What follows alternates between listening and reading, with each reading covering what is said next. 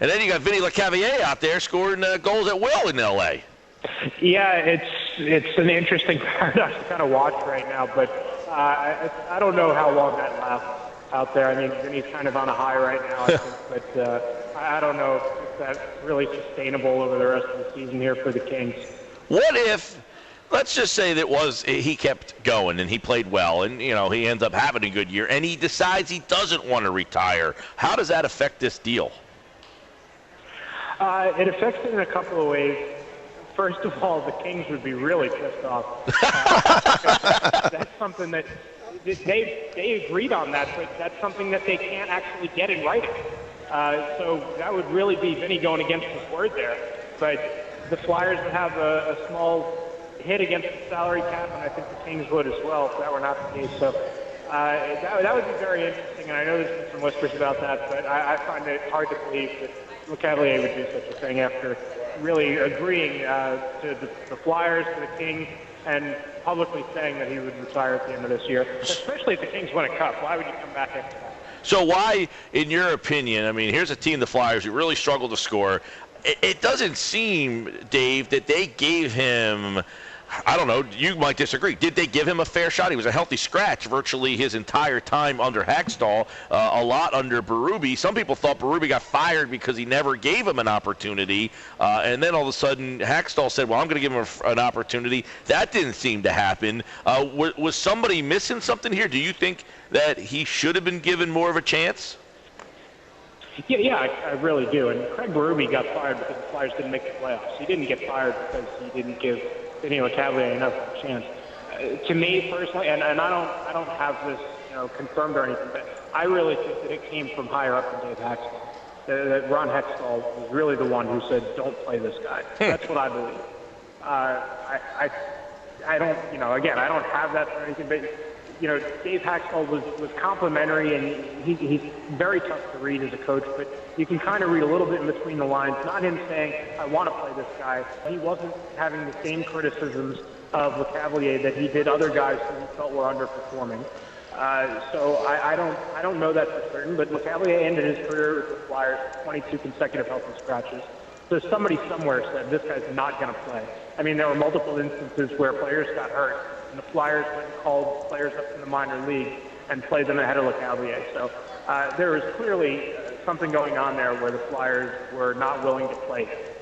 Yeah, Dave, I kind of agree with you in that Vinny obviously is not going to keep up this pace. But when you look at the Flyers and how they've offensively, and that it came from up top, it almost has to be at some point personality driven, does it not? Because if you can't score goals and you have a veteran guy who has a history of scoring, shouldn't you at least try it? I agree. I think that would have been a good move. I think the Flyers were trying to break Lecavalier mentally into breaking his contract and retiring early. If they were hoping that he would do that in the middle of the season, it would have provided them with some cap relief.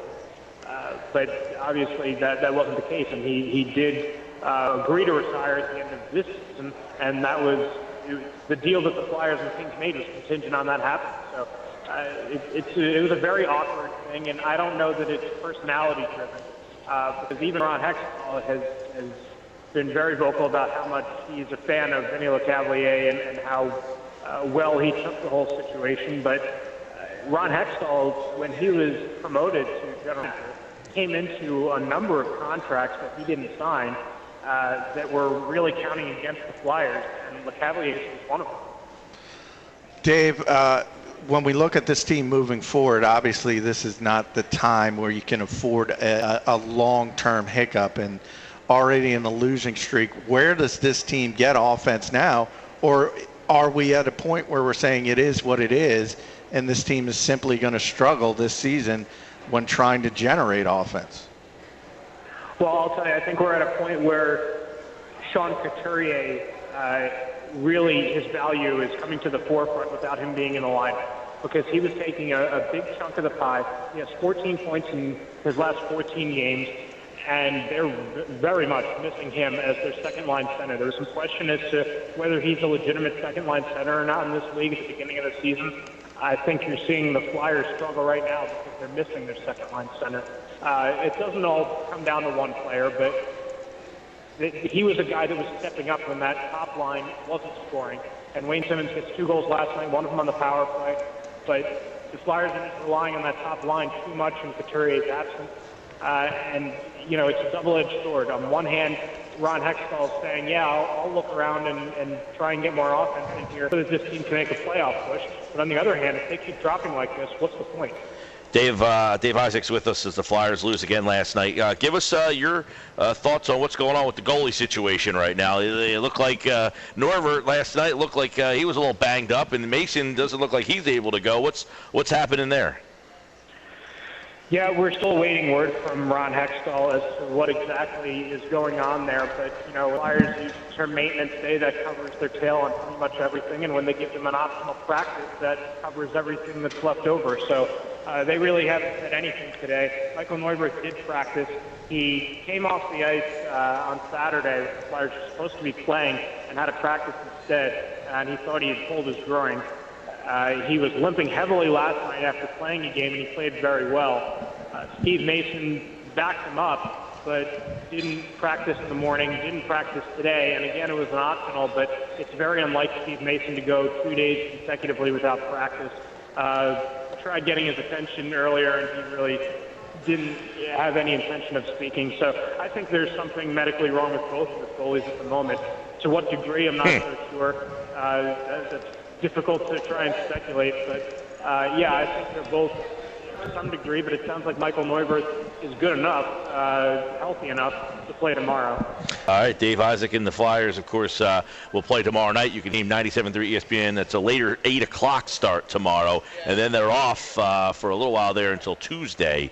So more on the Flyers, of course, over at 97.3ESPN.com. Dave G. Isaac on Twitter, and, of course, you can find all of Dave's stuff at the Courier Post online. All right, brother, we'll talk to you soon. All right, thanks for having me. You got it.